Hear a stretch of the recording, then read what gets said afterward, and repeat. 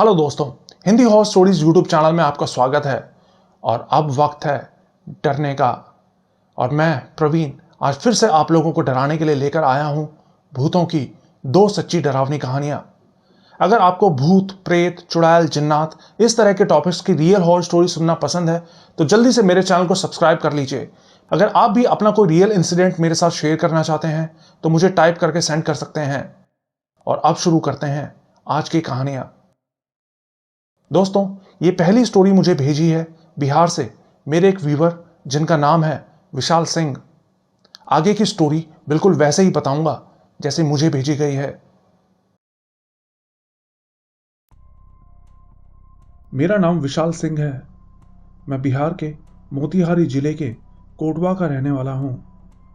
मैं जिस घटना के बारे में आपको बताने जा रहा हूं ये ऐसी है कि मैं समझ ही नहीं पाया कि ये कोई भूतिया घटना थी या मेरे ही दिमाग की कोई प्रॉब्लम। ये आज से करीब 4 साल पहले की बात है। मैं हैदराबाद की एक कंपनी में नौकरी करता था। मैं वहां ऑपरेटर की पोस्ट पर था और मेरे अंडर में 8 लोग काम करते थे। सच बताऊं तो मुझे सूरज की रोशनी बर्दाश्त नहीं होती थी, इसलिए मैं परमानेंट नाइट शिफ्ट में ही काम करता था। लेकिन कंपनी में ये रूल था कि अगर नाइट ड्यूटी में कोई सोता था तो उसकी आधी शिफ्ट काट दी जाती थी।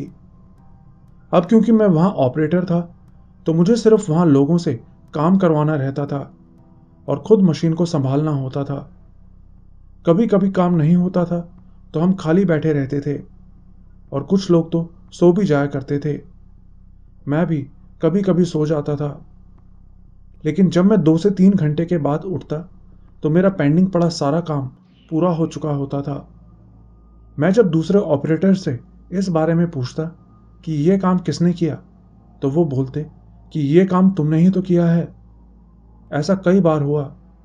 कभी कभी तो ऐसा लगता था जैसे सिर्फ 10-12 दिनों में ही मुझे पूरे महीने की सैलरी मिल रही है। मुझे सिर्फ 10-12 दिन ही याद रहते थे जो मैंने काम किए और इतने ही दिनों में मुझे पूरे महीने की सैलरी मिल जाती।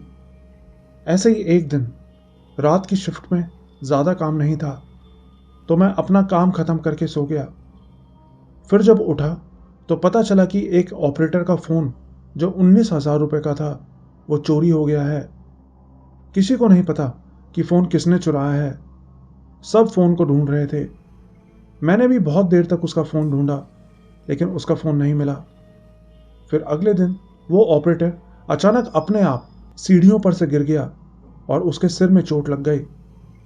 उसने बताया कि उसे ऐसा लगा जैसे उसे किसी ने पीछे से धक्का देकर गिराया हो।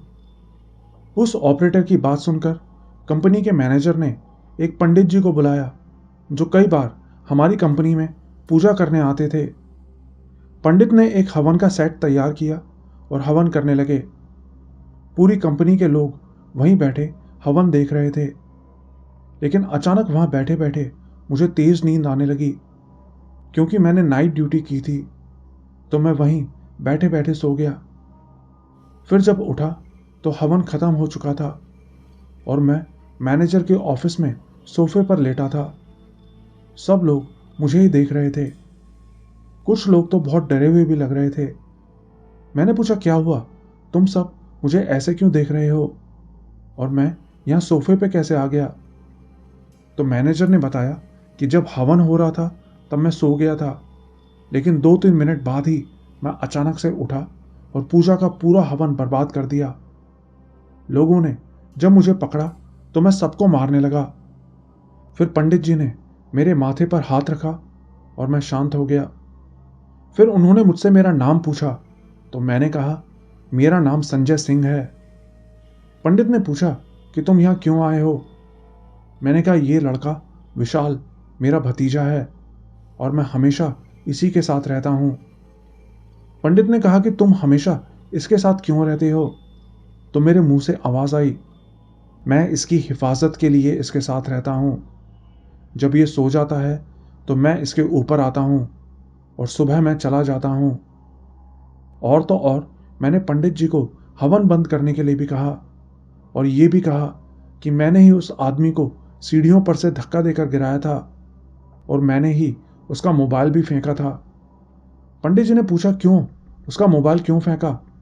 तो मैंने बताया कि जब विशाल सोया था तो इस ऑपरेटर ने विशाल की फोटो खींच ली और ये उसकी शिकायत करने वाला था, तो मैंने उसका फ़ोन पीछे खेत में फेंक दिया।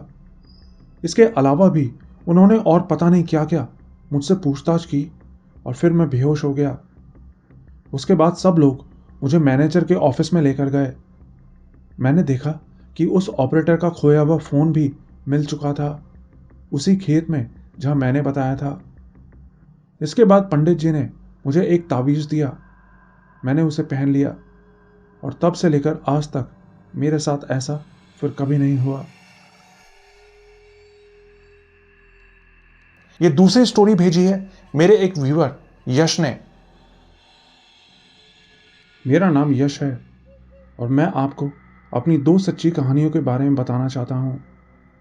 मैं बिहार का रहने वाला हूँ और अभी अपनी आगे की पढ़ाई के लिए मैं पटना में रहता हूँ। ये पहली घटना मेरे साथ तब हुई थी जब एक बार मैं अपने कॉलेज जा रहा था। मेरा कॉलेज पटना से काफ़ी दूर हाजीपुर नाम की एक जगह पर पड़ता है और कॉलेज जाने के लिए मुझे पटना के फेमस गांधी सेतु पुल को पार करके जाना होता था। तो ऐसे ही एक दिन जब मैं जा रहा था तो मुझे एक अंकल दिखाई दिए जो बहुत बूढ़े नज़र आ रहे थे। मैंने उनको देखा और फिर अपनी बस में आके बैठ गया। जब मैं बस में आके बैठा तो वो बस के साथ में ही खड़े थे, लेकिन जैसे ही बस स्टार्ट हुई वो अंकल वहाँ से गायब हो गए। मुझे लगा वो वहाँ से चले गए होंगे, लेकिन फिर जैसे ही बस ने पुल पार किया तो वही अंकल मुझे फिर से पुल के दूसरी तरफ खड़े दिखाई दिए। ये देख के मुझे बहुत हैरानी हुई, क्योंकि वो इतनी जल्दी पुल पार नहीं कर सकते थे, वो भी बिना किसी गाड़ी के। ये बात शायद आपको इतनी डरावनी ना लगे, लेकिन मुझे लगता है कि वो अंकल पक्का कोई भूत थे। मैंने इस बारे में कभी किसी को बताया भी नहीं, क्योंकि मुझे पता है कोई इस पे यकीन नहीं करेगा। ये दूसरी घटना बताने से पहले मैं बता दूं कि मेरी बाकी की फैमिली हरियाणा के गुड़गांव में रहते हैं। तो एक बार जब मैं 8 साल का था तो अचानक से मेरे पेट में तेज दर्द रहने लगा। मैंने अपने घर वालों को भी ये बात बताई, लेकिन उनको लगा कि ये नॉर्मल बात है, ये बच्चा है, कुछ कुछ खा लेता होगा और उसी से इसका पेट दर्द हो जाता होगा। लेकिन ऐसा नहीं था। मुझे रोज़ हर वक्त पेट में दर्द रहने लगा। मम्मी पापा को लगा कि शायद ये स्कूल ना जाने का बहाना करता है। पापा ने कई सारे डॉक्टर से मेरा इलाज भी करवाया, लेकिन सब रिपोर्ट्स बिल्कुल नॉर्मल आती थीं। फिर एक दिन मम्मी ने मुझे एक डॉक्टर को दिखाया, तो उन्होंने मेरे पेट के एक्सरे के लिए बोला। लेकिन एक्सरे करवाने के बाद डॉक्टर ने कहा कि आप लोग फालतू में परेशान हो रहे हो, ये बच्चा बिल्कुल ठीक है। लेकिन मेरे पेट में फिर भी हमेशा दर्द बना रहता था। ऐसे ही 2-3 महीने निकल गए। फिर एक दिन मेरी मम्मी की एक फ्रेंड ने मम्मी को एक अंकल का नंबर दिया। मम्मी की उन दोस्त का नाम माला है। तो जब मम्मी ने उन अंकल को कॉल किया तो अंकल ने कहा कि मैं आपके घर आऊँगा। फिर वो अंकल जब हमारे घर आए तो उन्होंने मम्मी को लौंग लाने के लिए कहा। मम्मी ने उन्हें लौंग ला कर दी। फिर वो अंकल बोले कि मुझे एक दारू की बोतल ला कर दो। मम्मी बताती हैं कि एक बार के लिए तो उनको लगा कि वो कोई ढोंगी बाबा है और ऐसे ही कुछ कर रहे होंगे, लेकिन मम्मी बोली कि जब इतना सब कुछ हमने कर ही लिया था तो एक बार इनका भी देख लेते हैं। इसके बाद उनको एक दारू की बोतल लाकर दे दी गई, लेकिन फिर जैसे ही उन्होंने दारू की बोतल खोली तो सारी दारू नीचे ज़मीन पे गिर गई। अंकल बोले कि ये दारू मेरे नाम की नहीं थी, ये किसी और के नाम की थी, इसलिए उसी के पास चली गई। फिर अंकल ने बोतल में से थोड़ी सी दारू और निकाली और उसको पी लिया। फिर उन्होंने एक पानी की बोतल में कुछ पढ़ा और पढ़कर उसमें फूंक मारी और वो पानी मुझे पीने के लिए दे दिया। मैंने वो पानी पिया तो पानी पीते ही मुझे बहुत ज़ोर से दर्द होने लगा और एकदम से मुझे उल्टी होने लगी और इसके बाद मैं बेहोश हो गया। फिर वो अंकल बोले कि अब मैं चलता हूँ, ये अब ठीक हो जाएगा। फिर 1 हफ्ते बाद उन अंकल ने मम्मी पापा को फ़ोन करके बुलाया और उन्हें एक तावीज़ दिया। उन्होंने मेरी मम्मी से बोला कि ये तावीज़ तुम्हारे अलावा और कोई नहीं छुएगा। इसको अपने हाथों से अपने बेटे के गले में पहना देना।